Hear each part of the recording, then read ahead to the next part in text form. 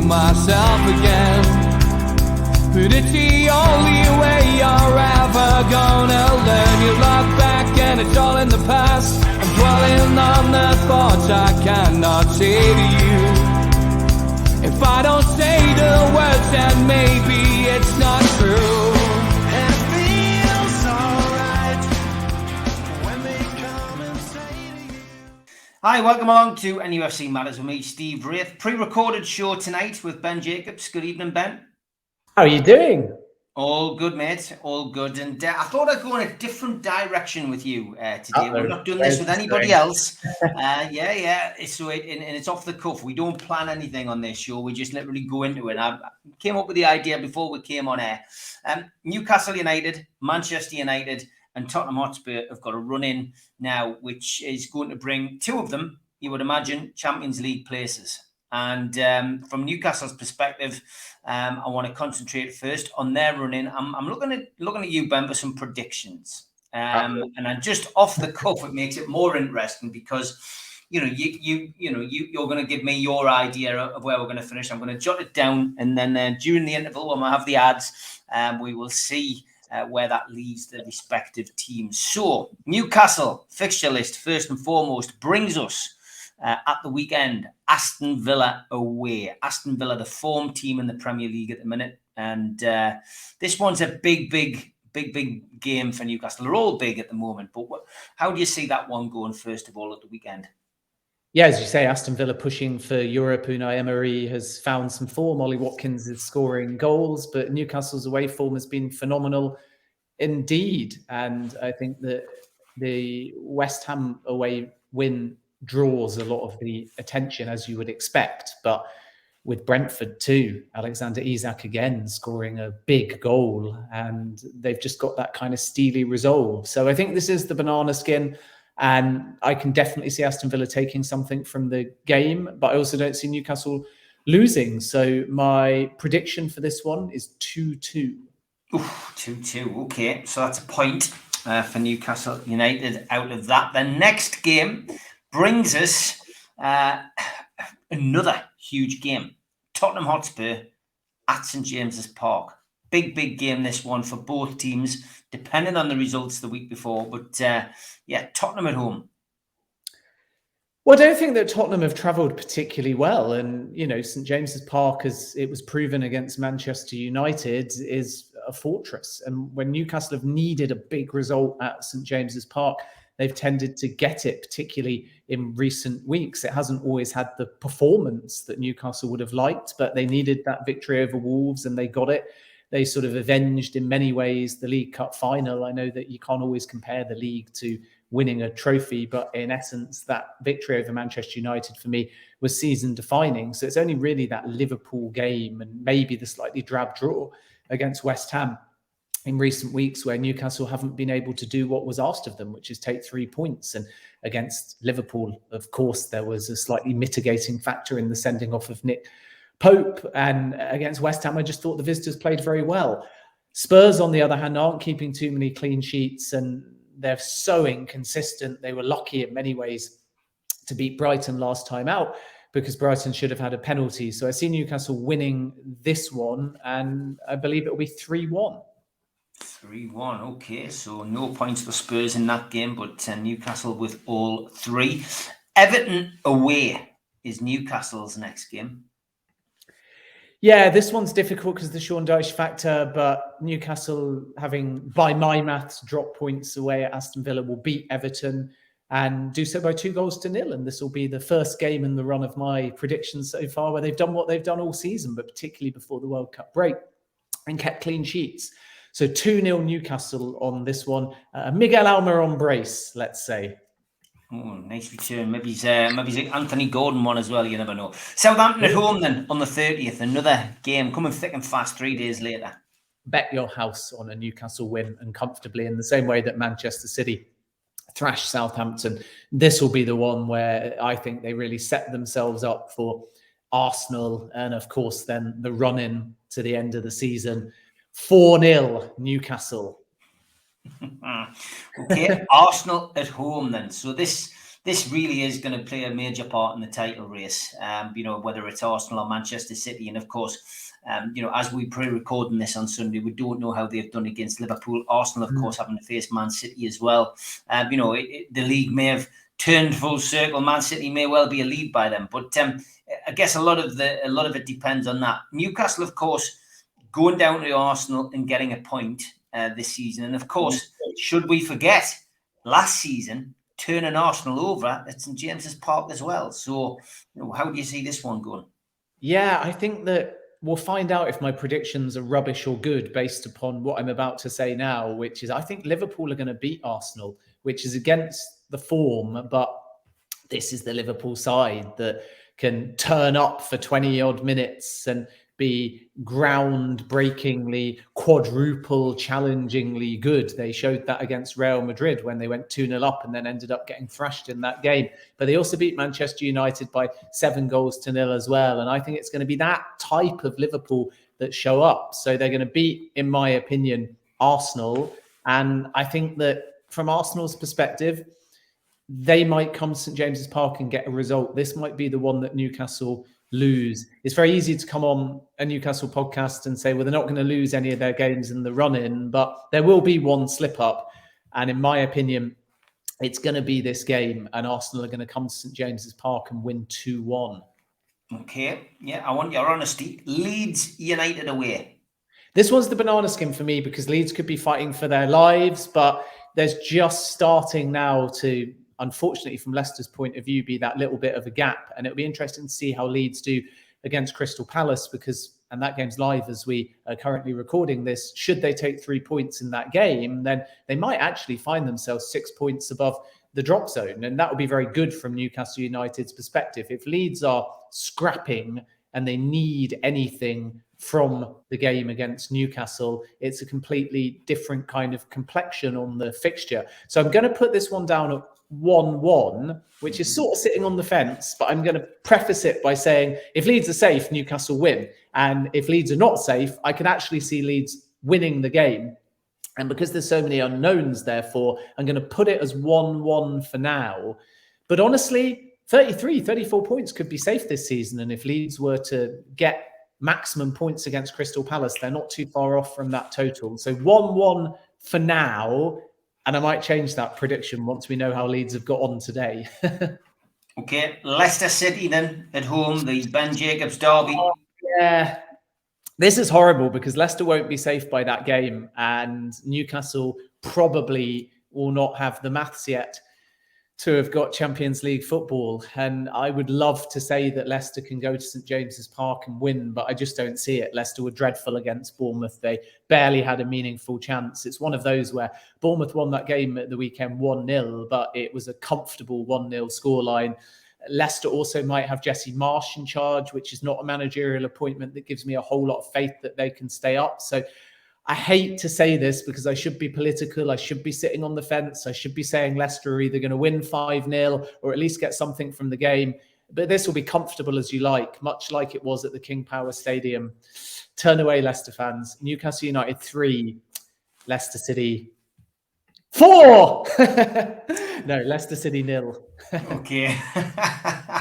All right. 2 more games to go for Newcastle and Chelsea away. It's only one, isn't it? That's the last game of the season. Still got Brighton to be rearranged. Oh, of course, it's a rearranged game. I keep forgetting about that one. Well, Chelsea are dreadful. I absolutely fancy Newcastle to go to Stamford Bridge and get something. I know it can be risky playing against a team that has nothing to play for. We can't say categorically that will be the case with Chelsea because of the Champions League factor. But if they go out to Real Madrid and have got nothing to play for, Newcastle will go to Stamford Bridge, in my opinion, and win all day long. Aston Villa won there. Everton got a point there. Southampton won there. So Chelsea have not made Stamford Bridge a fortress. They don't score too many goals. For me, that will be Chelsea 1, Newcastle 2. And I've got a sneaky suspicion, which again is a very bizarre thing to say, that it will have a Sven Botman winner in that game. I don't know why. I've just got it in my head. Okay, and Brighton to be confirmed. Again, it is difficult because we don't know, where the team will be, where they could be making a late push. I mean, the defeat this weekend against Spurs. Controversial defeat, it has to be said. But Brighton's still pushing to be involved in European slots, etc. How do you see that one going? Yeah, and Brighton travel well. They're never easy to beat. They score a ton of goals. So this is another one that I'm going to put as a draw, because I think that Brighton will now have a bit of a backlash, the bit between their teeth. They feel aggrieved by a game against Spurs that they lost, and really will feel that they should have won. The penalty that wasn't given on Mitoma has since been apologised for by the officiating body, and Howard Webb in particular, former referee that is in charge of that. And Roberto De Zerbi has done such a good job. And I think that Brighton, unfortunately, now have fallen behind Aston Villa, and Liverpool obviously could get pretty close to them as well, depending on what they do against Arsenal, and Brentford are still not out of the run-in either. So it's very tight racing either for Europa League football or Europa Conference League, and it would be a great shame from Brighton's point of view if they miss out. They do have games in hand against Aston Villa, and Newcastle is obviously one of them. And I do think that of all the teams that could come to St James's Park and get something, Brighton will be one of them, because Mitoma's in good form, Solly Marsh is playing well, Ferguson's been a sensation of late. We know, therefore, that they've got that ability to really do damage against Newcastle's back line. So again, I'm putting this one as a high-scoring draw, and my prediction is 2-2. Okay, that concludes. Which I think will be enough, by the way, for Newcastle, but we'll wait and see based on how I predict the other fixtures. We are pre-recording this, by the way. Bamford has just scored for Leeds, so Leeds won, Crystal Palace 0 in that game.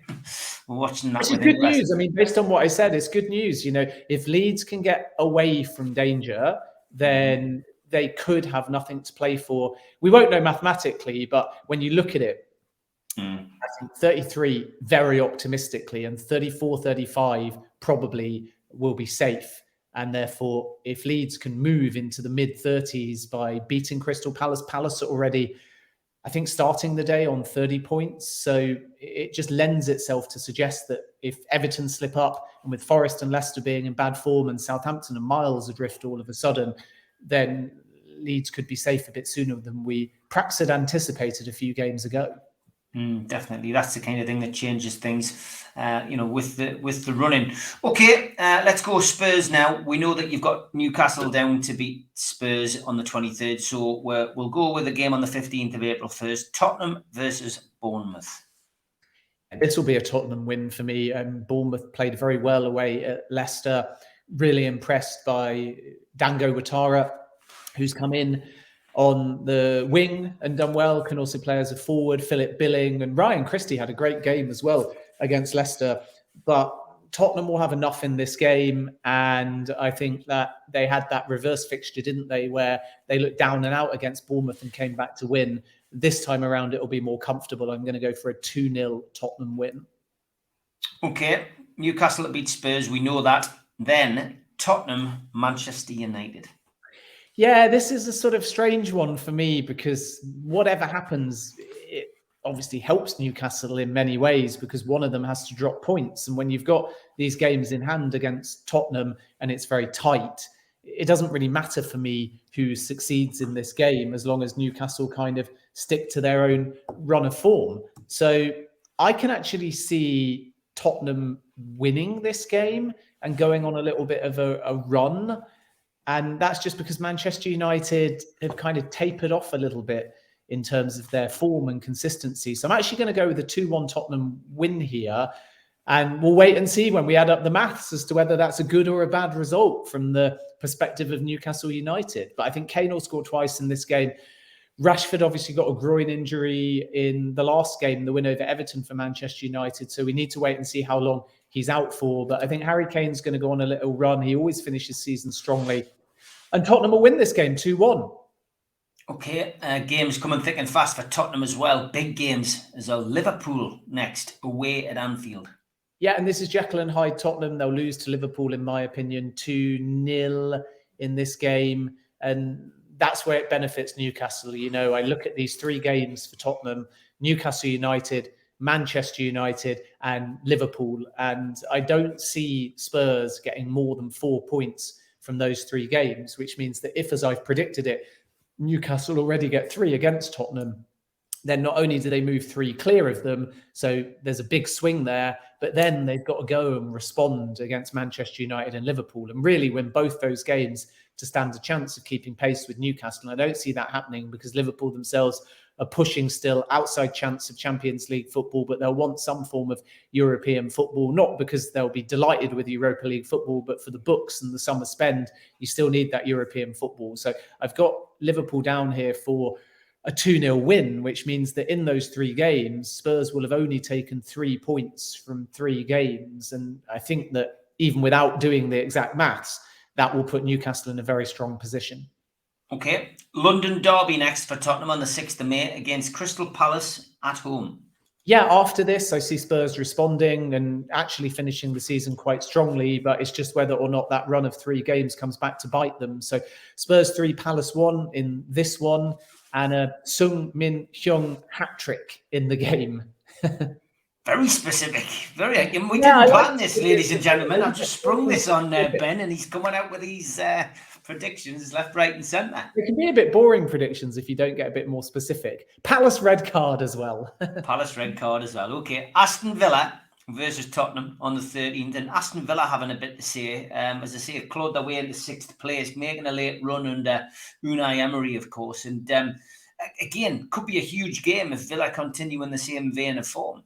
Yeah, it could be. And even though I had Newcastle dropping points at Villa, I'm going to give Spurs the benefit of the doubt here and give them an away win because we've not really predicted one so far. They obviously lost by my predictions away at Liverpool. I'm going to give it a 1-0 win at Villa and an own goal.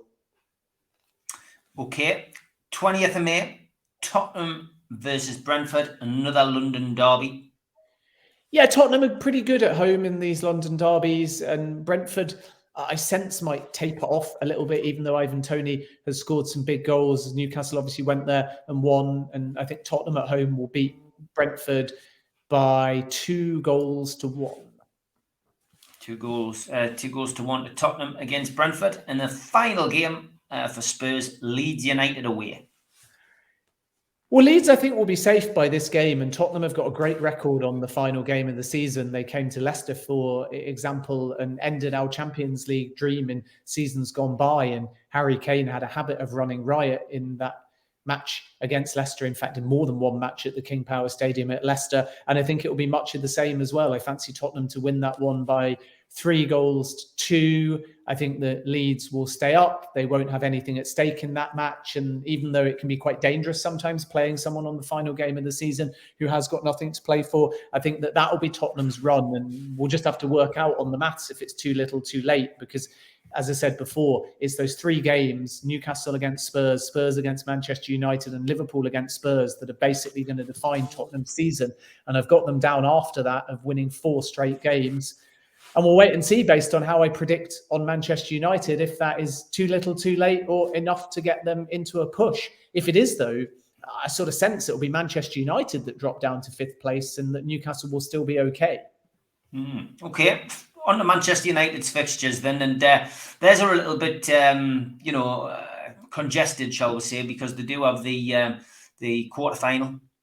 Legs 1 and 2 of the Europa against Seville, and they've also got the FA Cup semi-final against Brighton, and potentially an FA Cup final, and who knows, Europa League semi-finals to add to all of this moving forward. So a lot of this comes with being successful in your cup runs. So Nottingham Forest against Manchester United is next weekend's game on Sunday. Yeah, that's the challenge, isn't it? That they've got this Sevilla quarter-final sandwiched in between. Rashford has got a groin injury. I think even if he's fit, Forest is the kind of game that he'll be rested for. But I just think Forest, when they look like they've turned a corner, are moving in the wrong direction now. So even if Manchester United rest players, and they may well, because they're playing on the Thursday, then on the Sunday, then again on the Thursday, and then they've got that run-in of congested fixtures. And if they beat Sevilla, it's only going to be more games on the calendar as well. But Manchester United will win away at Forest. They'll do so by 2-0. Okay, that's 3 points in the bag for Manchester United against Forest, according to Ben. They then have the Europa League game, the second leg. And then they have a game to be arranged on FA Cup final weekend against Chelsea. So we'll call that one now, Manchester United versus Chelsea. I don't think Chelsea will get anything from Old Trafford, even though they may have nothing to play for at that point. It is difficult from Manchester United's perspective because there's so many unknowns in that fixture calendar. When is that going to be arranged for? Is it going to be on a Europa League week? There's, of course, the FA Cup semi-finals against Brighton as well. The beauty, I suppose, with that one is that if they win it, it doesn't necessarily lead to another game within this congested fixture calendar because of when the FA Cup final is, but it still factors into that team selection. But I think that Chelsea have just travelled so poorly all season that Manchester United will win that one by 2-0. And Bruno Fernandes and Rashford, returning from his groin injury, will get the goals in the game. Okay, 27th of April sees Tottenham take on Manchester United. We already know that you've given that one to Tottenham. 30th of April sees Manchester United at home to that team again, Aston Villa. Play each of the three teams chasing Champions League, and of course they're on the heels of these three teams as well. Manchester United at home to Aston Villa. Yeah, this will be the one I think that is a real test for Eric Ten Hag at home. Aston Villa, though, perhaps not as good against the big six sides away from home as they have been either at home or just generally in home games against sides outside of the big six. So Manchester United for me will win this one as well. It will be tight, but 1-0 is my prediction in the game. A Harry Maguire header. Oh dear me, you're hopeful there. So 3 points against the Villa. Brighton they host Manchester United on the 4th of May. So how do you see that one go? Yeah, this is the one I think Manchester United could slip up and drop some points in. I still don't see them losing the game, although Brighton are excellent at home. And I love how positive they've been against some of the bigger sides when they have played home matches. A lot, of course, can depend on where Brighton are at this point and if they're still firmly in the contention for European football, which is to be expected. So I'm going to go for one of those Premier League classics in this one, a 3-3 draw with Brighton coming from 3-1 down to rescue a home point, a Mitoma 90+3 equaliser. Yeah, good little player, him, isn't he? Good little player. West Ham versus Manchester United is next on the 7th of May. Another away. Yeah, much like Newcastle going away at West Ham are dreadful. And even though they could be safe by May the 7th, I don't see Manchester United slipping up in this game. 3-0 to Manchester United. Okay. They then have a home game on the 13th of May at the moment against Wolves. Wolves were excellent against Chelsea, weren't they? Julian Lopetegui has turned things around to some extent. I think he was better when he first came in and then they've had a lull. But by beating Chelsea, they've got breathing space. They'll be safe, in my opinion, by this game on May the 13th. So it's another Manchester United win by 1-0. Okay, 20th of May, at this moment in time, Bournemouth host Manchester United. Yeah, and again, Bournemouth are going to be scrapping for their lives. Manchester United probably won't have anything mathematical by this point. It's a tough one to call, therefore, but I just think if Manchester United need to win that game, they will. And things can kind of calm down a little bit by that point, in the sense that you've not got any midweek games scheduled at this point. We wait and see where the Europa League fixtures fall. But if anything's a final, like an FA Cup final or a Europa League final, they'll all be a week or two later, which means that Manchester United should be able to focus on the league. I'll have to double check, though, when the Europa League semi-final dates are slated for. But I do expect Manchester United to win this one as well. I will go 2-1 Manchester United. And the final game for Manchester United will see them take on Fulham on the final day of the season, the 28th of May at Old Trafford. Yeah, they'll win this one if they need to. I think I've been very consistent with all of the teams challenging for Champions League football on the last day. This is quite a kind fixture for Manchester United because obviously Fulham have tailed off a little bit as far as European football is concerned.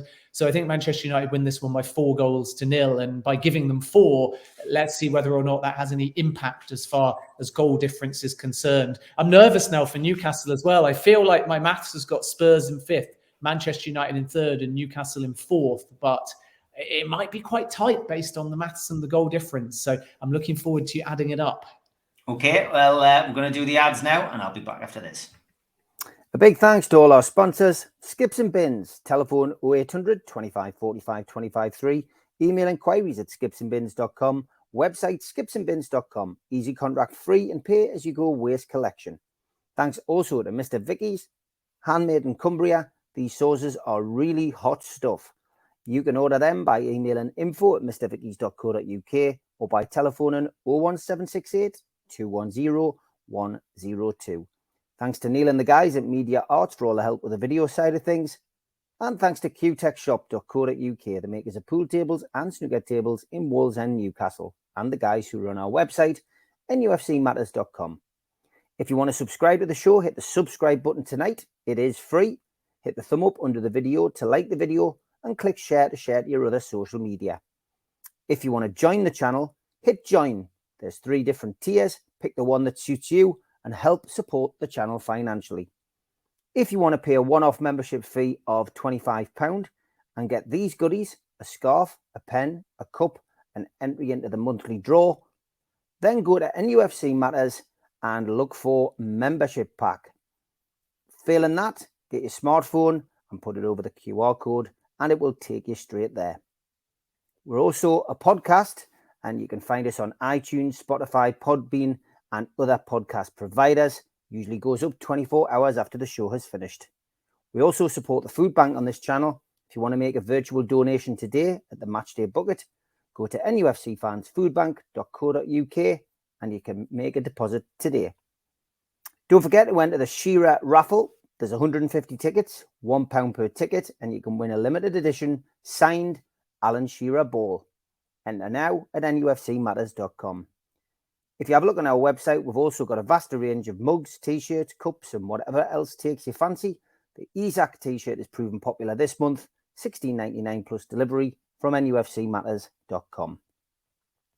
Don't forget as well, we do a range of events over the course of the year.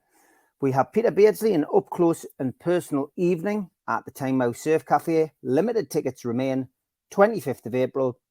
Get them now from Surf Cafe, tynemouth.co.uk or from ticketweb.uk. There's also an evening with Peter Beardsley on May the 19th at the Tyneside Irish Centre, and you can get tickets from newcastlelegends.com, and tickets are £50.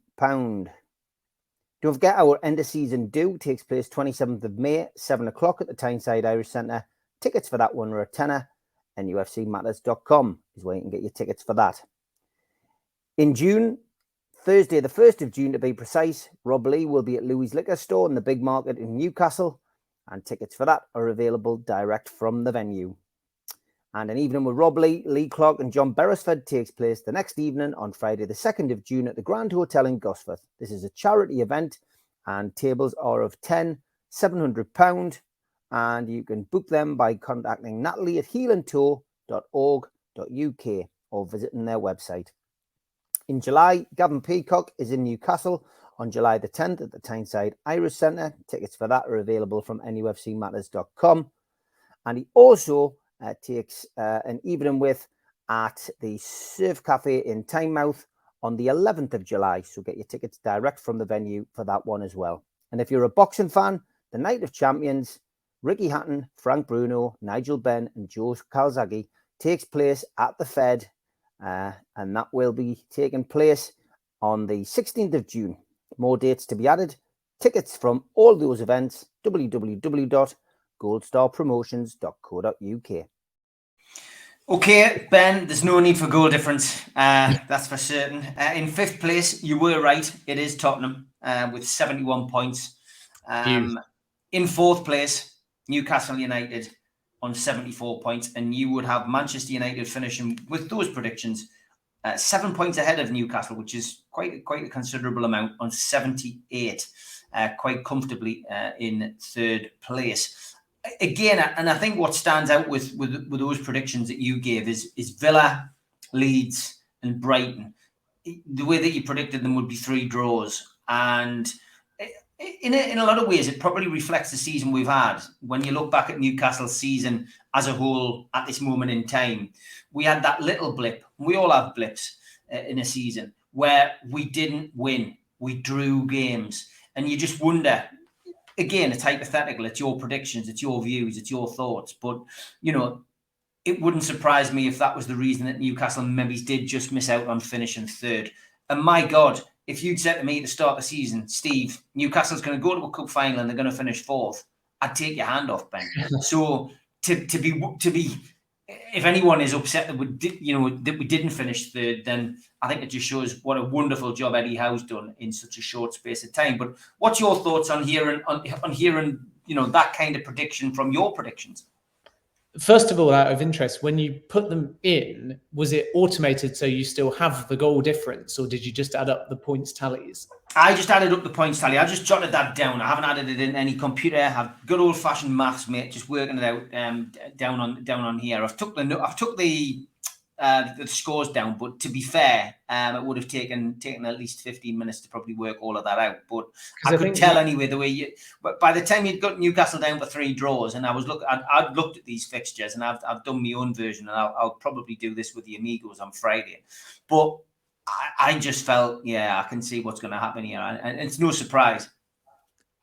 Yeah, I think the only reason I ask about the goal difference is because by my maths, and this was the sort of striking thing for me, Newcastle had 74, Spurs had 71, which is obviously only a 3-point gap. Now, at the moment, Newcastle's goal difference is so superior to Tottenham's that in this run-in, Spurs would have to overcome a 12-goal swing. Yeah. And as a consequence, it's going to be very difficult for them.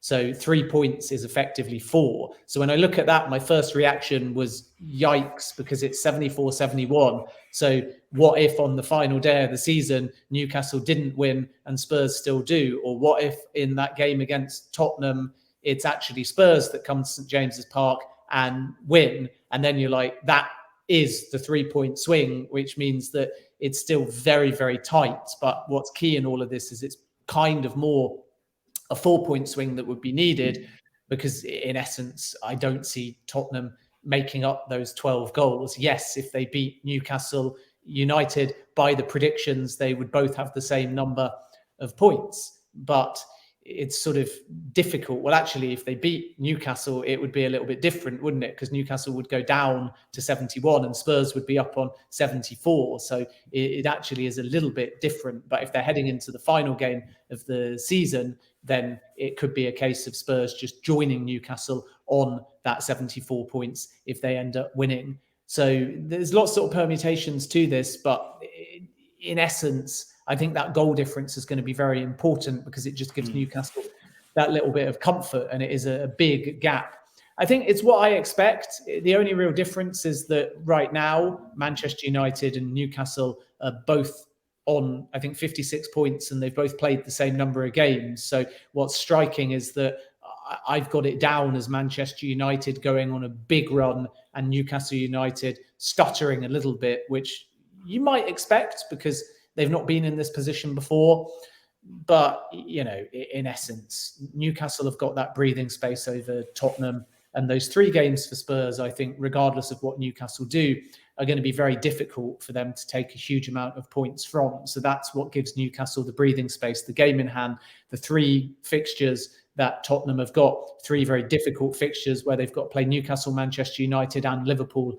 And I think after that run of 3, Tottenham will be too far gone, as long as Newcastle keep ticking it over. So I take your point about some of the stuttering form in games that Newcastle would have liked to win and they didn't. We saw this in the early part of the season, and we also saw this in 1 or 2 matches after the World Cup as well, particularly, I suppose, the disappointing 1-1 draw against West Ham United, and also the 1-1 draw against Bournemouth as well. And we will get a few results like that.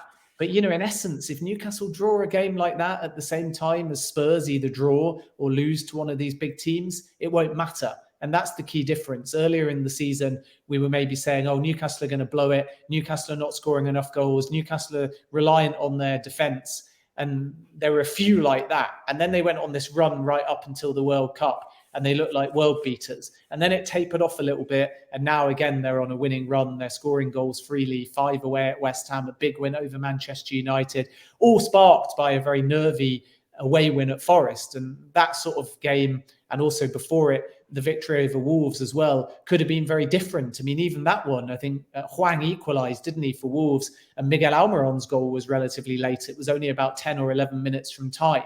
So this is the difference for me, that Newcastle are finding a way to sort of win ugly. The points are more important than the performances. And now you're at the stage where you're not just thinking about an early season or a mid-season draw as disappointing. You're saying, well, okay, maybe the result was disappointing, but what did Spurs or Manchester United do? And it's that but that's important. So if Newcastle lose a game 5-0 and everyone's panicking, but Spurs lose 5-0 and Manchester United lose 5-0, who cares? You just write that off and say the only thing that's important now is we protect our position in the table. So the fact that Newcastle are third, the fact they've got a game in hand, the fact they've got a 3-point advantage over Spurs, the fact that Spurs and Manchester United have got to play each other, and the fact that Tottenham have got to play Manchester United, Newcastle and Liverpool, all for me means a lot of variables are going to have to happen for Newcastle not to be in the top four. Yeah, I genuinely think Newcastle will finish in the top four. It's a question of where they finish now, third or fourth. And, it's just a fascinating fixture running, to look at. And it's a great one to compare, as opposed to comparing the one that your team let's not do the bottom of the table predictions. We definitely won't, mate. I mean, just generally speaking about, the week that has been in football. I mean, Leicester, they're in free fall, and Maddison, with that horrendous back pass, chucking the points away really for Leicester at the weekend. Yeah, but I don't think he chucked the points away in the sense that horrible error led to the goal. Of course, that goal won Bournemouth the match. So you are accurate if you speak of what led to the goal. But Bournemouth played Leicester off the park. I was covering that game, and Philip Billing hit the bar with a free kick that was only inches away. And Dominic Solanke had a chance that he put just wide of the post when he could have scored. And Daniel Iverson made another good save from Billing from close range. And Bournemouth dominated. They looked dangerous from wide areas. They held the ball up well. Ryan Christie through the centre was constantly on the ball. Leicester barely won a second ball. Vardy was not in the game. There was no confidence. And when you're down and out and you concede in that manner, heads can drop, and there's no experienced manager in place to kind of lift the team. And it's a real shame, really, because Leicester had a bit of a false dawn in the end, a magnificent run of form just before the World Cup break. And then after the World Cup break, they started poorly, but then they got big wins, scoring 4 goals against Spurs and away at Aston Villa as well. And at every juncture, when you see a performance like that from Leicester, you say they're too good to go down. But now it's a disappointing home loss to Bournemouth, and also a defeat to Aston Villa, and of course a late loss to Crystal Palace as well. So suddenly, having also lost to Chelsea at home and drawn to Brentford and lost away at Southampton, it's looking really perilous all of a sudden, because my justification for Leicester staying up was not only out of blind faith, because how can a team with Maddison and Harvey Barnes and even Jamie Vardy, although he's been in dreadful form this season, it's only 1 Premier League goal, but how can that team go down? They got Ricardo, one of the best fullbacks in the Premier League at one point, but he's not been the same since he's come back from injury. They got Wilfred Ndidi, who has been an excellent player for Leicester, but again, suddenly lacking in form and consistency and energy and hunger. They got Yuri Tielemans, who has been out of the squad because he picked up a knock. But these kind of players, they're surely collectively too good to go down. And my justification beyond that, because that's just blind faith, no team is too good to go down. The league table can't lie at this stage of the season. But my justification has always been that they've got to play everybody around them. And because of that, they're bound to pick up points. But there's everybody around them just doesn't stand up, because their wins are away at Villa, form side, 4 goals, home to Spurs, top half of the table. And even the 1-0 defeat to Arsenal at home was not terrible. But then this everybody around them narrative isn't picking up many points.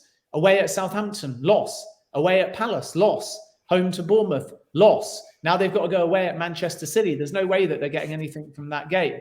So then you say, okay, what have they got coming up? home to Wolves, a team around them. Away at Leeds, a team around them. Home to Everton, a team around them. Away at Fulham, not a bad fixture because they may have little or nothing to play for. Home to Liverpool, bit of a wild card. Liverpool might not have too much to play for. The Newcastle game is the hardest fixture in their run-in, and then home to West Ham, who are also struggling. But after watching Bournemouth, after watching Southampton, I've got no confidence that Leicester will pick up 3 points against Wolves at home, against West Ham at home. Away at Leeds is never easy. Home to Everton, again, it's a relegation 6-pointer. And my worry is that if Leicester lose to Manchester City, then regardless of these fixtures, how far adrift are they suddenly going to be? All it takes is Forest or Everton to pick up anything, and then suddenly the gap after Manchester City could potentially be 5 points. If Everton or Forest win a game and Leicester lose to Manchester City, then Everton and Forest will have 30, and everybody above them will have 30, and Leicester City will have 25 points, which means that even if they start picking up wins, they've got to make up a 5-point gap. Their goal difference is better than the sides above them, but still, to make up a 5-point gap after Manchester City with only 7 games to go is a massive, massive ask. So I think that they need a big, big favour over the course of the next games. And luckily, Nottingham Forest next game is Manchester United, and I do have that one down as a Manchester United win. And from Everton's point of view, they're home to Fulham. They could absolutely win that game. So this is the danger for Leicester. Things could get out of their control and fate could be out of their hands. So on paper, I think that they could beat Everton at home and West Ham at home. If I'm being really optimistic, that's 6 points there. But I don't see them beating Newcastle away from home. I don't see them taking generally many points on the road, which means that they're really going to have to pull something out the bag. Otherwise, they're in big, big trouble. And right now, I think if you were playing the odds, you'd have to say, unfortunately, that Leicester are going down. Yeah, it's not looking good. I guess the other talking point from the weekend is Frank Lampard back at Chelsea. What is going on there? And I mean, I know it's only an interim appointment until they get a manager sorted out, but that was so left field this week. It's unbelievable. It was so Todd Bowley. Yeah, and I mean, the day that Graham Potter was sacked, which was 24 hours after the defeat to Aston Villa, club hierarchy was still intimating that Potter would be in charge for Liverpool. But I think that Behrad Eghbali, the majority owner, and his co-controlling owner, Todd Bowley, were in different places, with the latter, Bowley, being in America. And after the loss to Villa, I think the club hierarchy spoke on that Saturday night and pretty much determined that Potter was gone, but were not sure as to whether that would be instant or you give him Liverpool whilst you work out a plan. And in the end, when Bowley woke up on the Sunday, club hierarchy was still of the belief that Potter would get Liverpool and then they would take action. And they held more meetings and then decided to move very quickly. And Bruno Solter came in on a game-by-game basis. And although he got a draw against Liverpool, he never looked comfortable with the role. And Chelsea still haven't confirmed if Solter's at the club or not in terms of sticking around. I think it unlikely, but everything is moving very haphazard and fast. So Chelsea discussed internally that Lampard and a caretaker might be one possibility quite a while ago, but they never let Lampard know that. And believe it or not, Lampard had planned to come anyway to the game. So in hindsight, everyone sees him up in the director's box and says it was all pre-planned. But it was really only the day after that they were able to agree a deal with Lampard. Of course, at that game, they spoke to Lampard about the possibility. It's just constant change, constant flux. And maybe in hindsight, we'll look at it and say it's a masterstroke. And Chelsea caretakers like Roberto Di Matteo do have a history of coming in and doing well. But I think that it's just a case of Chelsea firefighting the now, which is going to be very unstable. And then hopefully from their perspective, having that plan pay off in the long term. And you can look at this all kind of ways, because if you only say, why is Lampard back? You could say haphazard. If you say, why did they sack Potter and not give him Liverpool and then bring in Lampard? You can say that could have been logical because Bruno Solter looked very uncomfortable being caught in the middle. You can say, are they now going to be detrimentally affected with all of this change and flux heading into Real? It's very possible, because Lampard, club legend, could give you a boost. but he changed to a back four against Wolves, and that can be unsettling. He's still got the same squad, and it's a big squad. So there's lots of kind of moving parts here, and we really don't know how they're going to fall in place. And, you know, how are we judging this? Is it Lampard being better than Salter? Is it Lampard being better than Potter? Is it Potter being the best one to see out the season, but then deciding he was going to go then? And I think that Chelsea have made this decision because they feel like Lampard was the best available interim option to give them the best chance of winning Real Madrid, and nothing else really matters. And that's probably why N'Golo Kante wasn't in the squad for the Wolves game as well. And we now have to wait and see whether or not that is a short-term decision that does give Chelsea a boost, or the sort of drama and change and chaos and big squad and lack of goals continue. But the honest truth is that from a long-term perspective, none of this matters, because it's all about Chelsea doing one thing now, which is finding the right long-term manager. And I suppose you can argue, and I would agree actually, that if the whole thing is getting the right appointment, then they need to take their time. So whoever comes in, whatever happens, as long as they get that right appointment, then absolutely whatever they've done beforehand will be justified. I think eventually letting Graham Potter go was the right decision. I think that not rushing into a manager for Real Madrid is the right decision. But what happens in between still has an impact. It can still unsettle the football club. And obviously, if you're Julian Nagelsmann or Luis Enrique or Mauricio Pochettino or anyone else in the frame, then you're still going to be watching what's going on at this point. And if they don't make Champions League or European football, that might affect you. If you look at the big squad and the mood, that might affect you. So it's a very difficult situation at the moment. And Chelsea want stability. They want progress. They want outgoings during the summer to reduce the squad size. And they want a top-class manager. And luckily, as a historically successful club in London with a great fan base, they have a good chance, I think, of getting one of the names that they want. But it's about the now and the future. And the future is all about attracting the right name and then not having to change again. And the now is about, can they pull off a Champions League miracle? But also, of course, forgetting the manager and the form and the players and the squad size, financially, they still need European football. So I think some fans are saying it's better to finish outside of the Europa Conference League or the Europa League and then only focus on the Premier League and domestic things and qualifying for the Champions League next season. But financially, of course, you want those extra games and TV money. And given Chelsea's finances at the moment and how tight they might be with financial fair play, they're still going to need European football. So there actually is something to play for Frank Lampard. So you can argue this so many ways. I sort of wish there was an all or nothing documentary so we can kind of see the reality of the situation. Because what you find, same with Newcastle, by the way, there'll always be PR in hindsight from a club. They're never going to tell you that the Lampard decision was rushed. They're never going to tell you that the Lampard decision was unexpected. They're never going to tell you that the Potter sacking decision wasn't unanimous. It's always going to be, we unanimously decided on Potter. We wanted to take our time with a new manager, and now we've brought in a club legend. It's the best possible solution. That's the neat narrative. And Newcastle will say the same, that we always rated Eddie Howe, but we know he wasn't their first choice. We'll always hear that there were legally binding assurances, and we've always been confident in them. So this is what clubs do.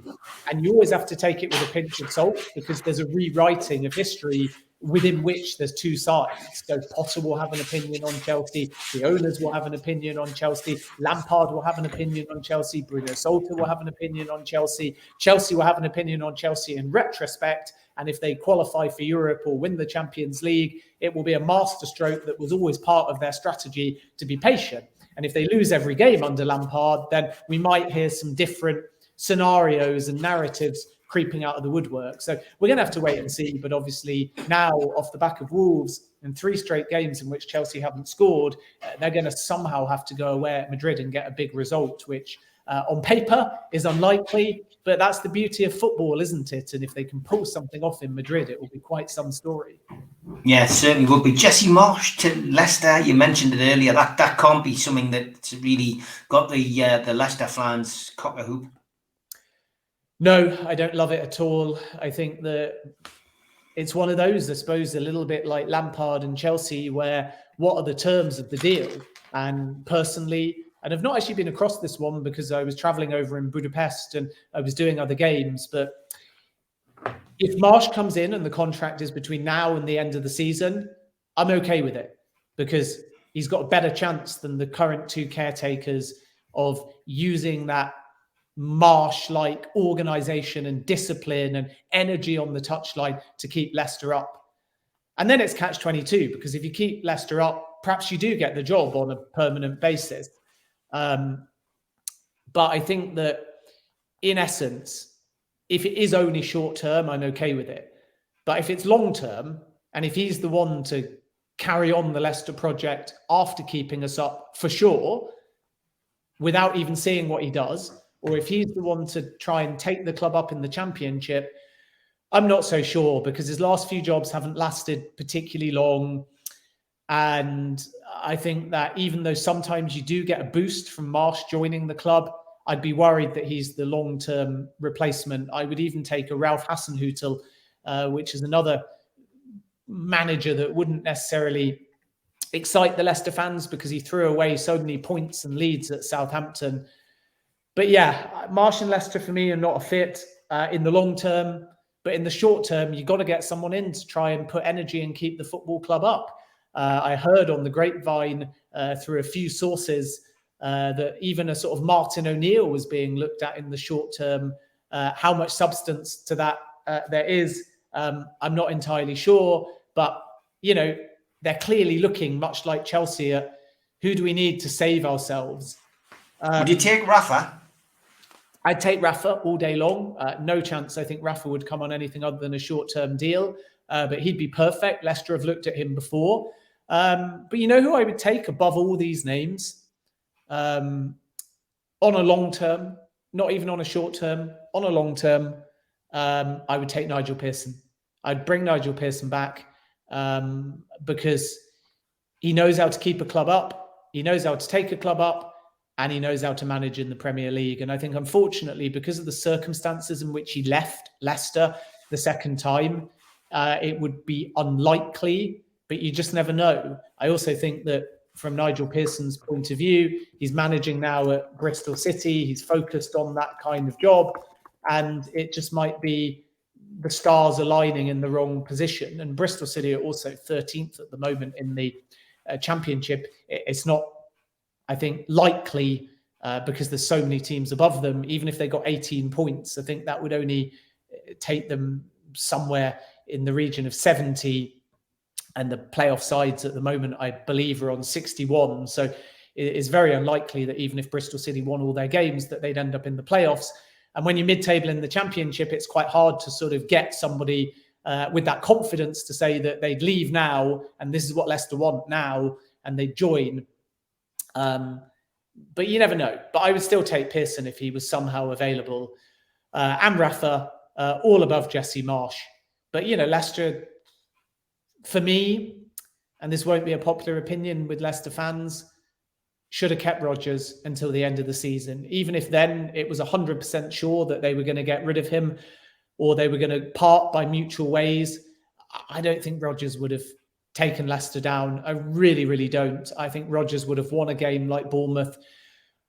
And, you know, easy to say that because I like the guy. I respect the guy. Maybe I'm blinkered. Maybe it's me talking as a fan.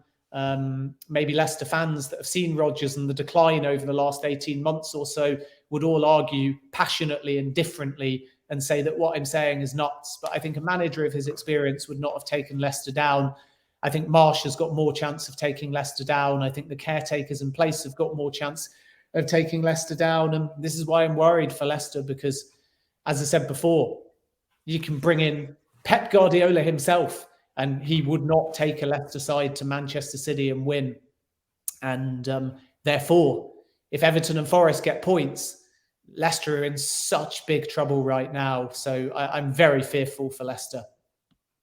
It's interesting, this run-in. I mean, we're pre-recording this show. Crystal Palace equalised just before half-time, so it's 1-1 in that game.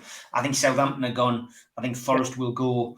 And if I've got to place another team in that bottom three now, on form at this moment in time, I'm going to go Everton. I think Everton might go. I'd like to see Leicester survive. I'm not a massive fan of Everton.